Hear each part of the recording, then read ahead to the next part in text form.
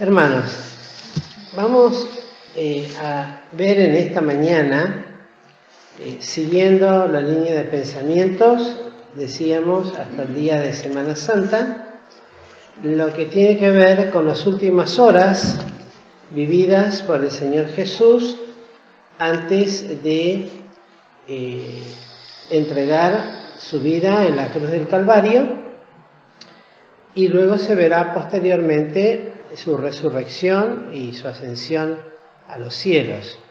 En esa línea de pensamientos, hasta el domingo pasado habíamos visto primero el Getsemaní, después vimos el juicio absolutamente injusto sufrido por el Señor Jesucristo, un juicio que no resistía absolutamente ninguna veracidad de sí mismo, todo mal hecho, todo como para finalmente condenar al Señor Jesús, que aunque a ellos les parecía que tenían la victoria por lo que querían obtener, sin embargo estaba dentro de lo que estaba ya dicho del Señor, y finalmente se cumpliría en él lo que ya estaba escrito.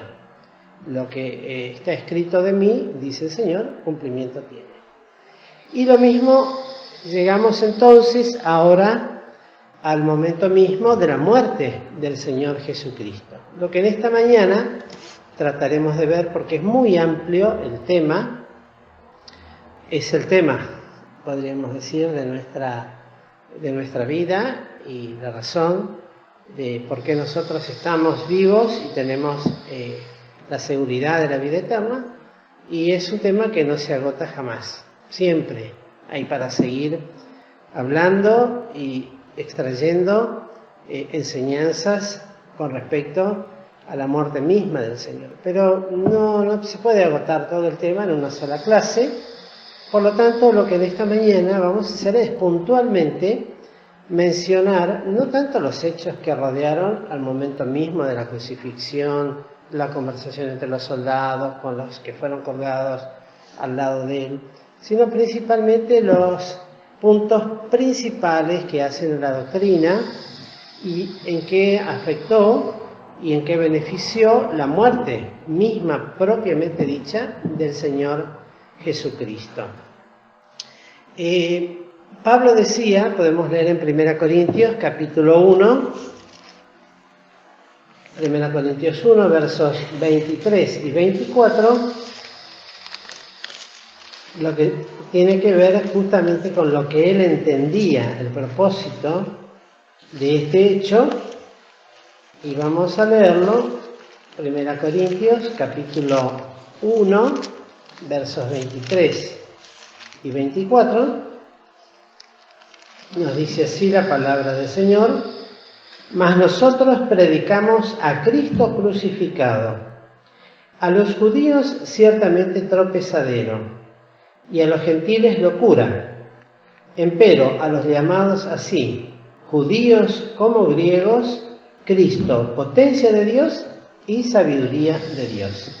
Por eso decimos, Pablo lo enseñaba, y ciertamente Pablo tenía mucho para hablar y para enseñar, lo hizo, pues nunca se privó de dar todo el consejo de Dios. Y todo ese consejo de Dios giraba sobre la palabra cristocéntrica, donde Cristo es el centro de todo. Y estos versículos así lo revelan.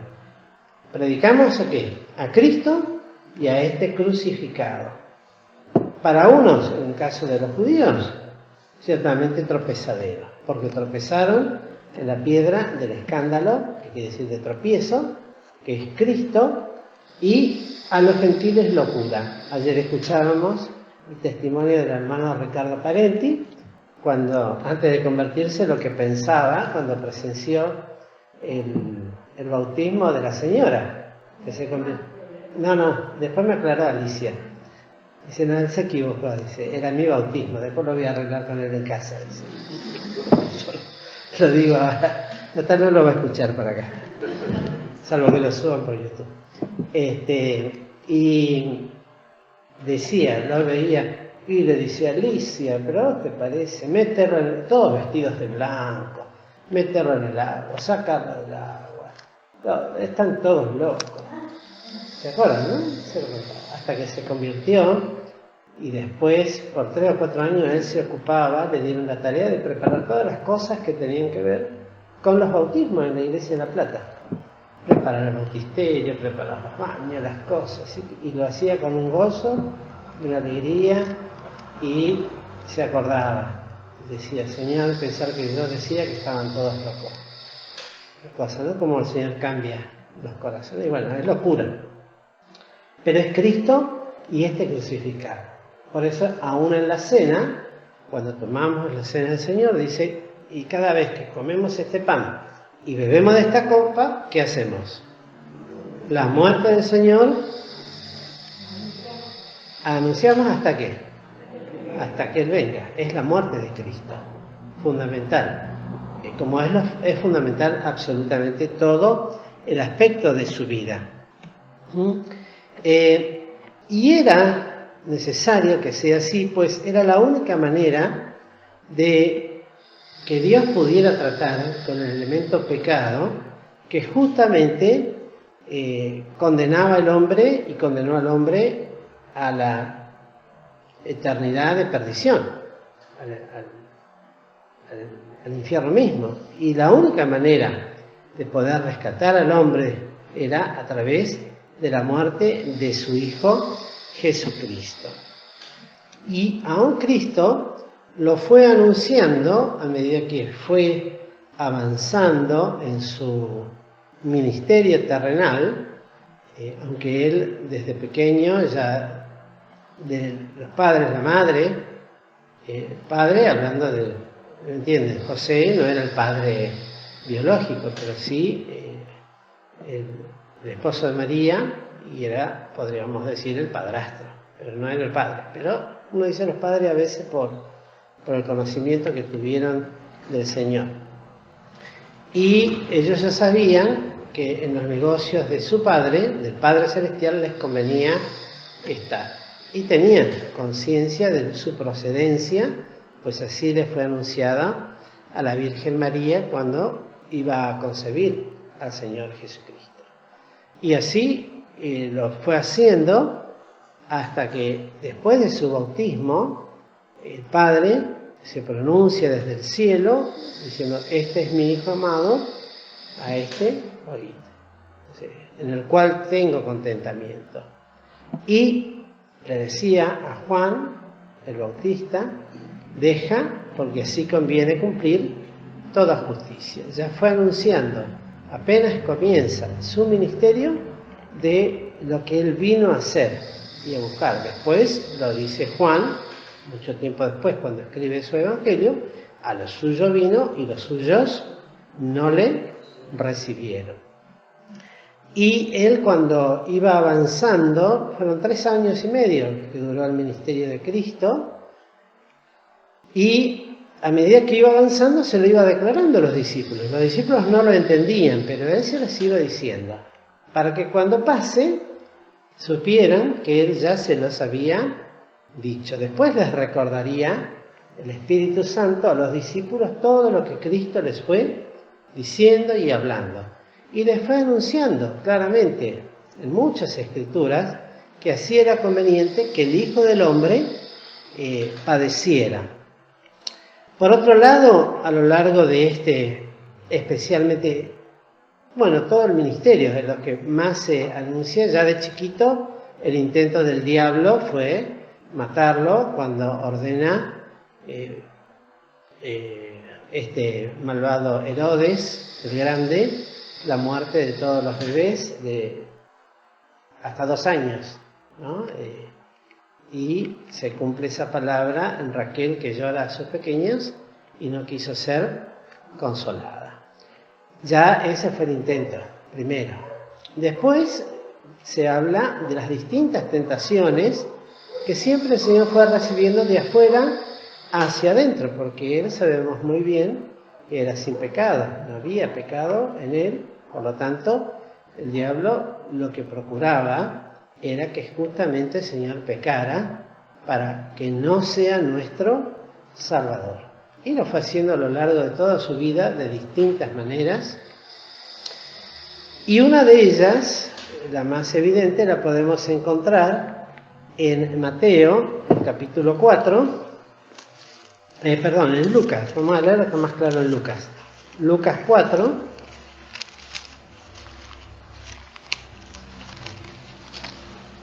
En las tentaciones, después de que estuviera en el desierto y fuera lleno del Espíritu, podemos leer desde el versículo 5 hasta el 8. Lo leo yo, así sale bien claro y fuerte. Y le llevó el diablo a un alto monte y le mostró en un momento de tiempo todos los reinos de la tierra. Y le dijo el diablo: a ti te daré toda esta potestad y la gloria de ellos, porque a mí es entregada y a quien quiero la doy. Pues si tú adorares delante de mí, serán todos tuyos. Y respondiendo Jesús, le dijo: vete de mí, Satanás, porque escrito está: a tu Señor Dios adorarás y a Él solo servirás. Esta es una de las 3 tentaciones que tuvo el Señor, pero es una de las más claras, donde le ofrece todos los reinos del mundo, los cuales Cristo tenía que ganar en la cruz del Calvario. Aquí se lo ofrece sin necesidad de muerte. Sencillamente, ¿qué tenía que hacer? Sencillamente, tenía que postrarse delante del diablo y adorarlo. Y él quería eso, porque si llegaba a hacer eso, por supuesto, chao. No estábamos acá reunidos en esta hora. Y hubiese sido el fracaso de la eternidad. Y no podía hacer eso. Por lo tanto, la respuesta de Cristo fue contundente y eficaz, porque dijo: vete de mí. Echó totalmente tal tentación. Pero esto nos habla del poder que tiene el diablo, y lo declaró al Señor Jesús. Toda potestad, dice, ¿no? Miren lo que le dice. Toda potestad a ti te daré, todo el poder, porque a mí es entregada y a quien quiero la doy. Entonces, tales cosas fueron aquellas que el diablo fue poniendo delante de Cristo en ese odio que tenía, y bien lo decía el misionero don Armando Di Pardo, un odio perfecto. La perfección del odio era del diablo hacia el Señor Jesús. No había mayor perfección de odio. Y ese era el deseo, de que Cristo muriera, pero no por causa de nuestros pecados, sino por causa de sus pecados que no quería. Entonces quería meter el pecado, ya sea en forma externa, a través de tentaciones, como las tuvo, y aún a través de estas tentaciones, de no morir. ¿Se acuerdan lo que el Señor Jesús decía en el Getsemaní? Si es posible, pase de mí esta copa. Bueno, esta sería la versión del diablo. Yo puedo hacer pasar esta copa de ti, solamente que te postres junto a mí. No de tanto de la muerte, sino de darle todo lo que Cristo vino a buscar, porque Él vino con otro propósito. Entonces, la realidad es que esta muerte era necesaria. La muerte del Señor Jesús en la cruz del Calvario es necesaria desde todo punto de vista. Dios así lo estableció, absolutamente única y perfecta. No hay otra manera en que el hombre pudiese ser salvo.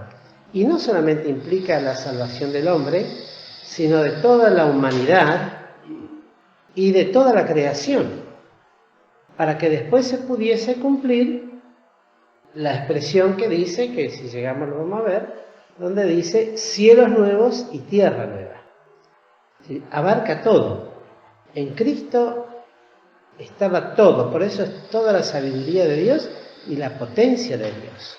No era solamente la salvación tuya y la mía, estaba todo en juego. La muerte del diablo, de todos los demonios, la condenación de los mismos, y de todos aquellos que no han de creer en su nombre. Y la salvación, por otro lado, de todos los redimidos, y la redención del cielo nuevo y la tierra nueva. Pasaron lo que está contaminado por el pecado, y son todas hechas nuevas.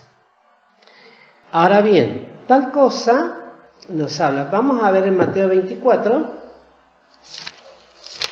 lo que dice con respecto a esto. Mateo 24, verso 26 al 46.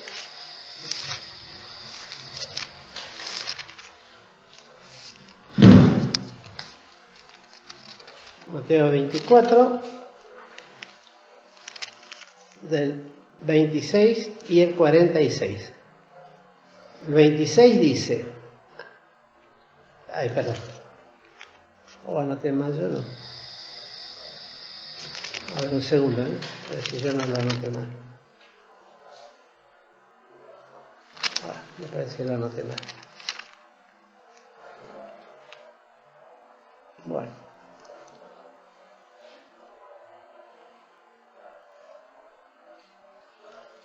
Anoté mal, así que este versículo no lo vamos a tener en cuenta porque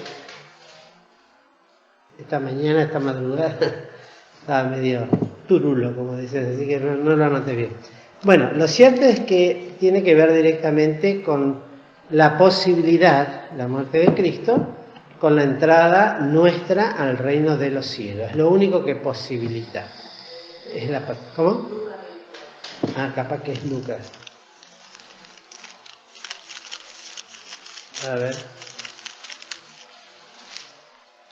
Es que no me llega mucha, no agua, sino oxígeno.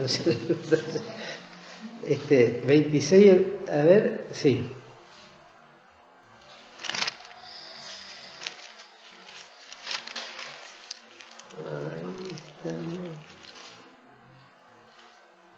Ahí está, sí. Gracias, hermana. ¿No era necesario que el Cristo padeciera estas cosas y que entrara en su gloria?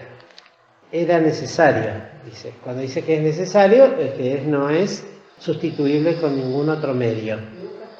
Lucas 24, 26. Y comenzando desde Moisés y de todos los profetas, declarábale en todas las escrituras lo que de él decía.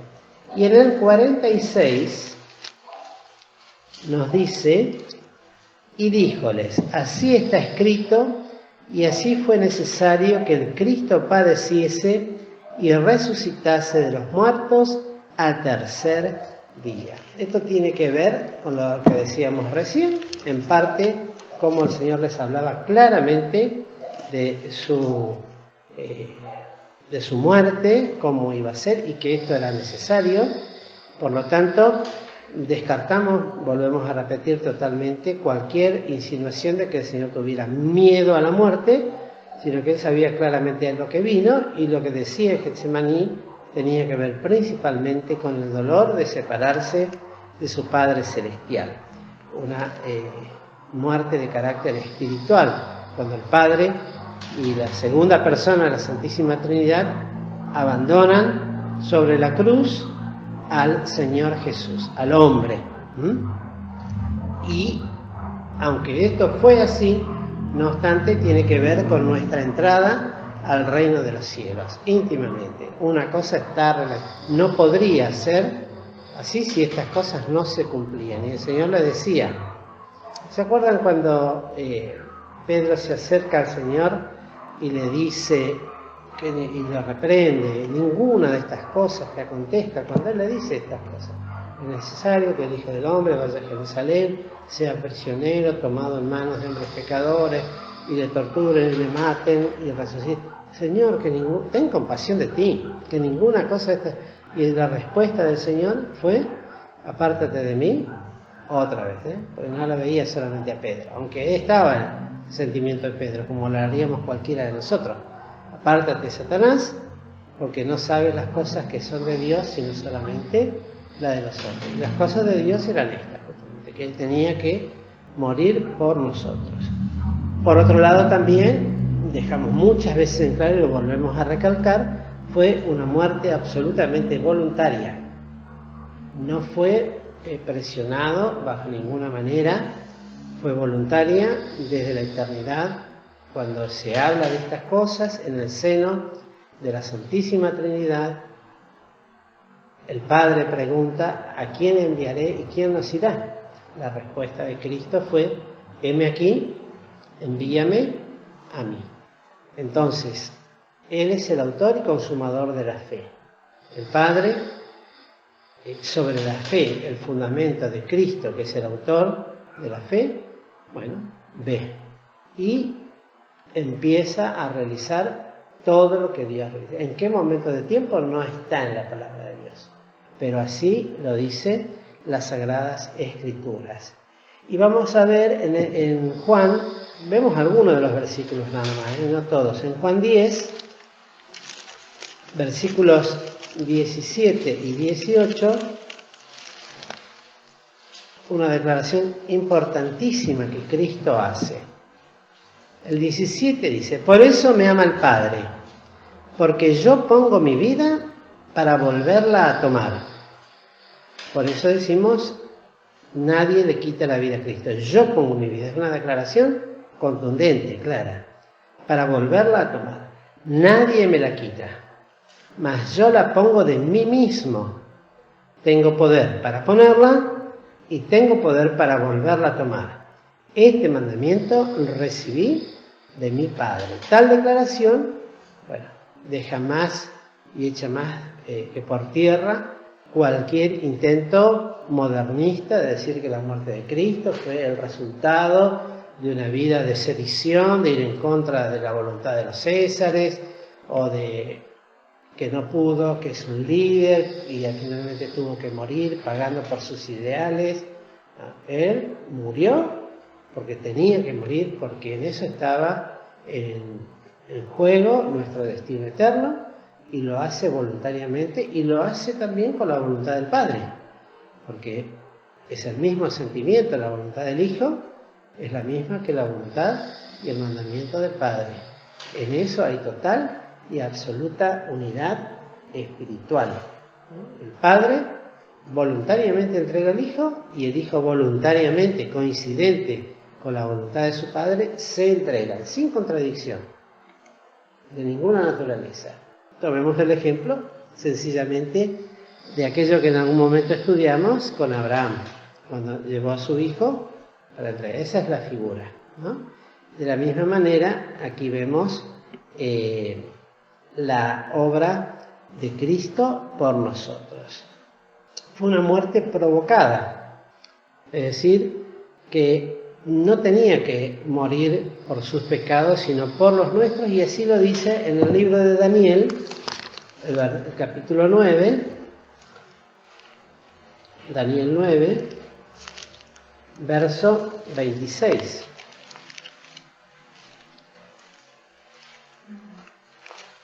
En Daniel, capítulo 9, verso 26, y después de las 62 semanas se quitará la vida al Mesías, y no por sí. Hasta aquí vamos a leer. Ustedes fíjense el detalle: se quitará la vida al Mesías, y no por sí, en el sentido por sus pecados, sino que Cristo tenía que morir por nuestros pecados. Era voluntario, pero ¿por qué? Porque Él se entregó y cargó sobre Él el pecado de todos nosotros. Y tiene un valor expiatorio entonces, porque muere para pagar por todos los pecados del mundo. Por eso decimos, no hablamos tanto de los detalles de lo que rodeó al momento de la cruz en el Monte Calvario, sino lo que implicaba la muerte de Cristo y el alcance eterno que tiene, y de valor perfecto para nosotros. Y se cumple la palabra, dice: y llamará su nombre Jesús. ¿Por qué? Porque Él salvará al pueblo de sus pecados, al pueblo que creyera en Él, por supuesto. Y Cristo igual murió por todos, así lo dice Pablo, y por todos murió, mayormente por los que cree. Pero por todos murió, para que nadie diga, no, pero por mí no murió Cristo. Cristo murió por todos. Y esto lo vemos, fíjense, en 1 Pedro, el capítulo 1,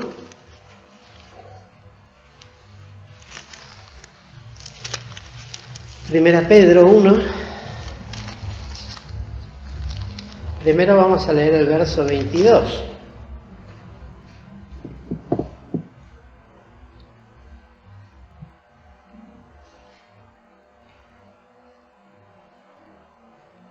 Dice, Primera Pedro 2, 22, perdón. Primera Pedro 2, 22. Dice, el cual no hizo pecado, por eso decía en Daniel, no por sí, no hizo pecado, ni fue hallado engaño en su boca. Y dando vuelta a la hoja, nos habla en el 24, el cual mismo llevó nuestros pecados en su cuerpo, es muy clara la escritura, nuestros pecados en su cuerpo, sobre el madero, para que nosotros, siendo muertos a los pecados, vivamos a la justicia por la herida del cual habéis sido sanados. Porque vosotros erais como ovejas descarriadas, mas ahora habéis vuelto el pastor y obispo de vuestras almas. Este pasaje entonces reivindica, deja muy bien en claro el hecho de la muerte de Cristo, que no fue por sí, que todos nuestros pecados, todos, y los de toda la humanidad, esto es algo tremendo, es terrible. Bueno, sí, en el 18 habla del valor de la sangre de Cristo, ¿no? ¿Ese 1.18? 3.18, bueno, a ver. Dice, porque también Cristo padeció una vez por los pecados, el justo por los injustos, para llevarnos a Dios, siendo la verdad muerto en la carne, pero vivificado en espíritu. Todas estas palabras, por eso decía, yo tomé algunos versículos, no tomé todos, pero nos hablan de esta realidad absoluta. Para hacerlo práctico, si nosotros pensamos solamente en nuestros pecados, si nos hacemos, a veces ni siquiera podemos, por ahí nos acordamos de los más graves y eventualmente de algunos más graves, pero no tenemos idea la realidad aún de nuestros pecados. ¿Cuántos son? ¿Cuántos son? No está nuestra capacidad espiritual, mental, para recordar la cantidad de pecado que tenemos, la suciedad tan grande y tan profunda que hay en nosotros. Eso solamente lo puede ver Dios, y lo ve Dios. Y los tomó tal cual, y los de cada uno de nosotros, los que se ven y los que no se ven, los cargó uno por uno sobre el cuerpo de Jesucristo en el madero, sobre su cuerpo. Y el contacto con la sangre de Cristo iba deshaciendo uno por uno esos pecados. Eso nos dice ahí, podemos leer en Hebreos, creo que está en Hebreos, si no me equivoco.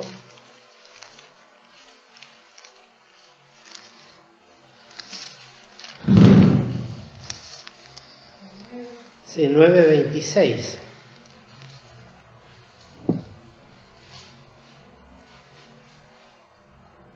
Dice, de otra manera fuera necesario que hubiera padecido muchas veces desde el principio del mundo. Mas ahora, una vez en la consumación de los siglos, para deshacimiento del pecado, se presentó por el sacrificio de sí mismo. Así, en el 28, también Cristo fue ofrecido una vez para agotar los pecados de muchos, Y la segunda vez, sin pecado, será visto a los que le esperan para salud. Ya tiene que ver con esa segunda venida de Cristo que esperamos y que es la esperanza bienaventurada de los creyentes. Pero todos nuestros pecados tenían que tomar contacto con la sangre de Jesucristo. La sangre de Cristo, al ser pura, perfecta, santa, sin pecado, era la única capaz de deshacer, de eliminar. La perfecta santidad de la sangre de Cristo podía disolver, como dice, deshacer nuestros pecados, para que esa sangre tuviera la capacidad de que Dios pudiera perdonar todos nuestros pecados, desde el momento que ni nos acordamos, hasta el final de nuestras vidas. No con eso quiere decir que tenemos que vivir en pecado, como dice la Escritura, que porque estamos bajo la gracia vivamos en pecado, sino todo lo contrario. Dios lo hizo por amor, voluntariamente, y cuando nosotros creímos, Él aceptó esa fe que nosotros tuvimos en Él y obró nuestra eterna redención. Y todos nuestros pecados fueron deshechos en esa sangre.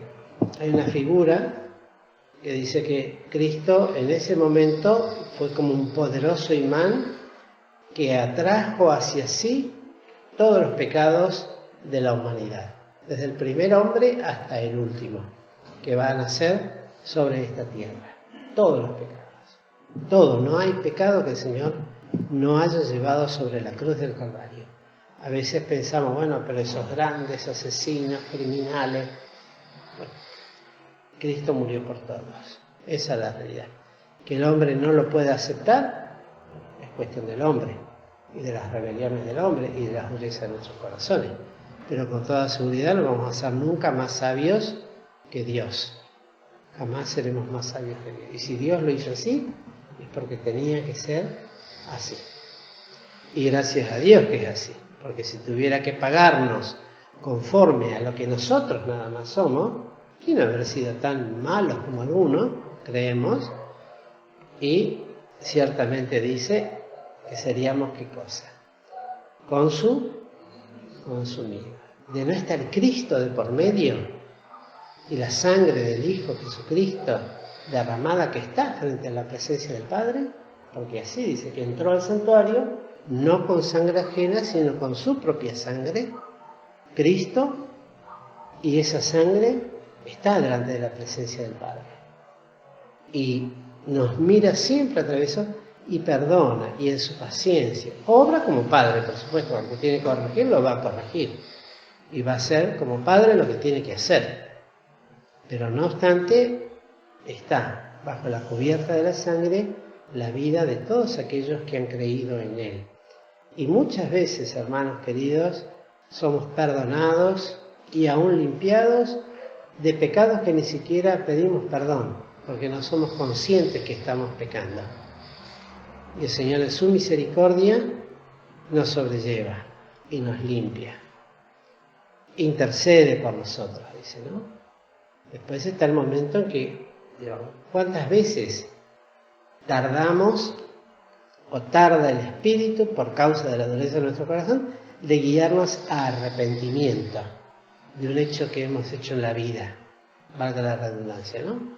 ¿Cuántas veces? Tarda años que permanecemos en durezas, en rebeliones, y me pasan cosas mal y me pongo más duro todavía pensando que en un momento voy a vencer. Y cuando me doy cuenta, estoy peor que el hijo pródigo.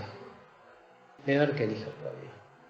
Y entonces ahí el Señor todavía en su paciencia me guía a arrepentimiento.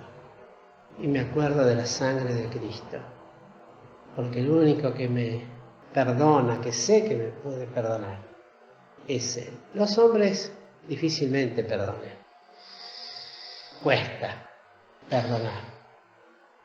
y como siempre decimos, medio en forma jocosa o de alguna manera, bueno, yo no soy rencoroso, lo que tengo es que soy muy memorioso. Entonces me acuerdo de todo, no me puedo olvidar. Te perdono, pero no me olvido. Sí, yo te perdono, pero acordate de esto que hiciste. Gracias a Dios que Dios no es así. Que cuando perdonó nuestros pecados, los echó al profundo de la mar. Y cuando nos arrepentimos, aún después de ser pecadores, de nuestros pecados, después de ser convertidos, cuando hay verdadero arrepentimiento, Dios hace eso. Hay como una niebla, ya no los ve más, porque tiene la capacidad como Dios y por la obra de Cristo, que es posible eso. No hay de otra manera, no es porque le caigamos simpáticos, o porque seamos un poquito más fieles, o porque he vuelto a sus caminos. No, es Cristo y es la gracia la que siempre prevalece frente a la presencia de Dios. Por eso siempre que nos acerquemos a Dios, apelemos a su misericordia. Señor, ten misericordia de mí, ten misericordia. Ayúdame. Entonces el Señor tiene misericordia y nos ayuda. Vuelvo a repetir, muchas veces lo tiene que hacer de una manera correctiva, fuerte, pero Él sabe como padre. Así como los padres nos castigaban cuando éramos chicos, como a ellos les parecía, dice Pablo, y muchas veces, ¿cuántas veces nos han pegado? A mí no, yo creo que siempre me pegaron justamente, pero hay chicos que han castigado injustamente, ¿no? O descargaban la rabia que tenían los padres o la madre en ese momento contra la criatura. Pero bueno, gracias a Dios que Dios no es así, sino que si obra un dolor es para bien, así dice también en Hebreos. Y la sangre de Cristo está de por medio, la obra de Cristo, siempre, hermanos y hermanas. Ahora, ¿qué consecuencias tuvo esto para Cristo? Bueno, la primera de todas fue que la cruz le conduce al camino de la gloria que tuvo un día cerca del pago. Eso lo dice ahí en San Juan. Devuélveme aquella gloria que tuve un día cerca de ti antes que el mundo fuese. Acuérdense que cuando acontece lo de Belén, la segunda persona de la Santísima Trinidad se anonada, se hace tan pequeñito que nace o encarna en un niño que estaba siendo engendrado. Desde el momento que fue engendrado por el Espíritu en el vientre de María, ahí viene a morar la segunda persona de la Santísima Trinidad, en un embrioncito, no sé, un cigoto, creo que se llama, cuando son chiquititos. Ya está. Cuando comenzó, ahí estuvo, desde ese momento. Por eso dirá, lo que en ti es engendrado del Espíritu Santo es. No es que después cuando nace desciende la segunda persona y toma posesión del... Ya cuando es formado. Verdadero hombre y verdadero Dios. Dos naturalezas en una sola persona. Por eso sufrió tanto en la cruz. Porque sería separado de sí mismo. Sus dos naturalezas, la humana de la divina y del Padre, por supuesto, con el cual tuvo perfecta comunión antes y después. Y aún durante, hasta el momento que expresó, Dios mío, ¿por qué me has desamparado? Pero esa muerte a él le daba la posibilidad de volver a tener aquella gloria que tuvo un día, pero con la diferencia que ya volvería al cielo con un cuerpo humano. Y nunca más la dejaría. Qué notable esto. Porque no es que su cuerpo desapareció. Resucitó glorificado. Y con ese cuerpo ascendió. Y con ese cuerpo va a descender cuando venga a buscar a su iglesia. Y con ese cuerpo va a reinar. Y con ese cuerpo va a vivir eternamente. Tal es la obra de Cristo. En la expresión de la máxima debilidad, asciende luego a los cielos. Pero tiene que morir para que el Padre le pueda devolver aquella gloria. Y está sentado a la diestra de Dios. Así dice Efesios, ¿no? El cual se sentó a la diestra y nos sentó con él junto a la diestra de Dios. Luego también, tal obra, lo podemos leer, bueno, ya la hora ha avanzado, pero si quieren después lo pueden leer en Filipenses 2, donde habla justamente, haya pues en vosotros este sentir que hubo también en Cristo Jesús, dice, ¿no? Y la muerte de Cristo principalmente le permite ganar a la iglesia, comprar a la iglesia, la cual pagó con sangre. Por eso leemos ahora, ya que estamos ahí cerquita, en 1 Pedro capítulo 1.